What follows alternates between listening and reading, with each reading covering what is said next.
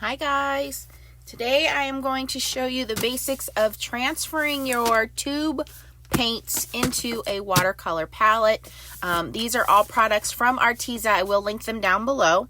So let me open up this watercolor palette, and they have different sizes. I believe they have a 24 and a 48, and these are empty watercolor palettes, and you can fill them with any tube paint. So you can fill it with acrylic paint, you can fill it with watercolor paint, you can fill it with gouache, which is what we're going to do today. And if you've never heard of gouache, gouache is a great combination between acrylic paint and watercolor paint, where it goes down pretty opaque like acrylic paint, but you can water it down and soften it up like watercolors. So I like it because it's a happy medium. Think of kind of like hybrid inks. So it has the benefits of both properties of a watercolor and an acrylic. Okay. All right. Now let me get this open here. And Arteza ships pretty quickly. It's free shipping, and I do have a discount code. I'll link, again, my affiliate link down below for you guys. So if you're interested in any of these products, you can go check them out.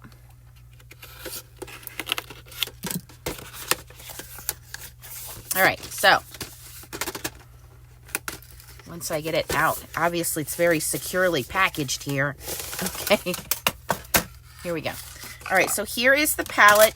There is a little ring on the bottom, and that ring is so that you can hold it. So if you're somebody who, you put your finger in there, middle finger. If you're somebody who paints on a an easel, you can hold this in your hand. You have your mixing trays at the top here, and then here are the little palettes, and they are all in one here. This just lifts right out.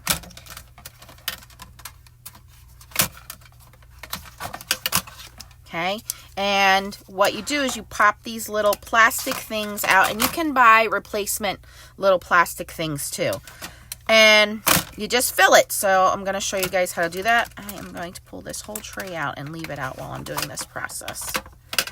Now, it's probably easier to pull all of these out and fill them, because if you have any, and they just pop right in, if you have any overage of paint, if you're filling them right next to each other, that paint could contaminate into the next thing. So I would advise pulling all of these out.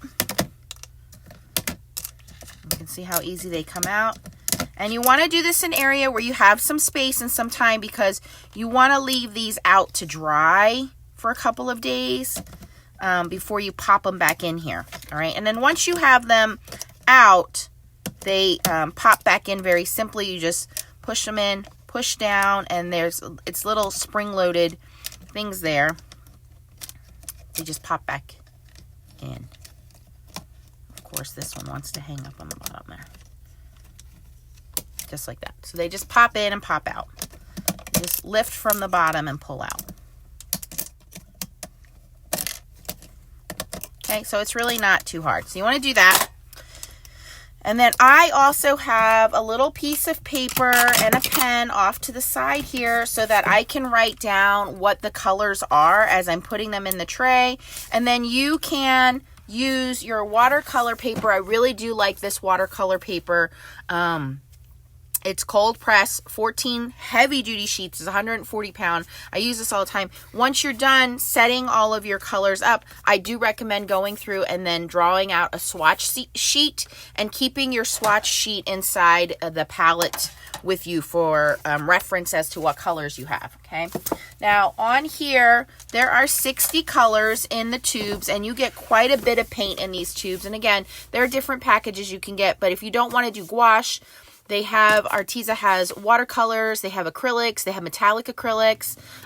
You can make it any way you want, which is nice. But these tubes are pretty large. You get a lot of paint.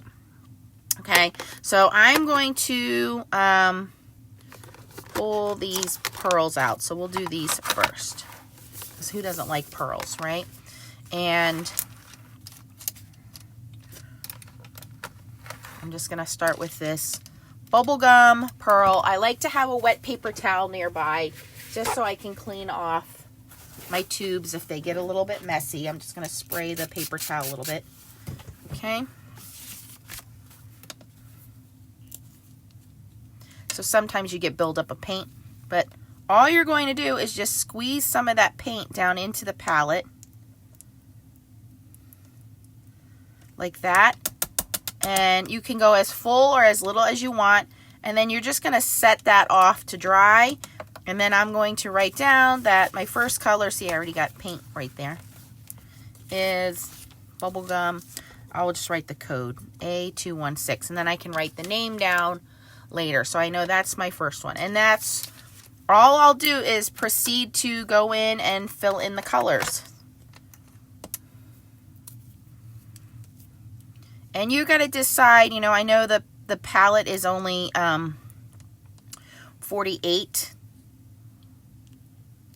little pans, and there are 60. So you decide which colors you are going to use the most, and either get another palette or just leave out some of those colors.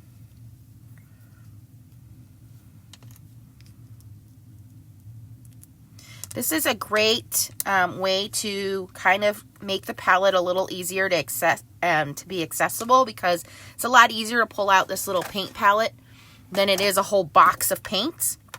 It's also great if you craft in more than one area. Maybe you go on vacation and you would like to pack a little something with you. You go to a friend's house. You decide again how much you're going to put in there, a lot or a little.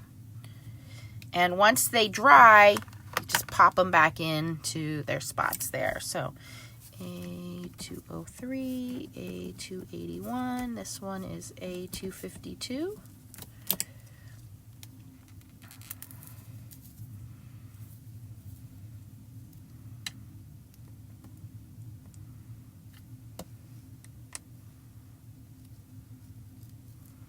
And then I have the tubes saved if I need to top them off or refill them. Another great thing this is a gift, and this actually is a gift for someone. They told me they would like to try the gouache out, so I am actually filling these so I can share with a friend.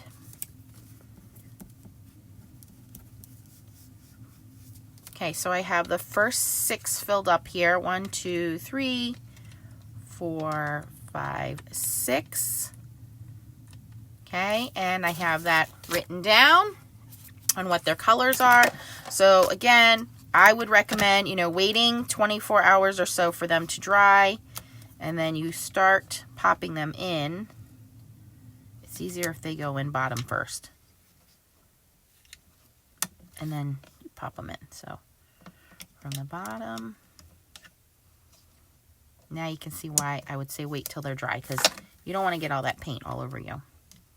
And I don't recommend filling while they're in here, because again, if you have one that just, you know, has an air bubble in it and it squirts out, you don't want that paint squirting everywhere else.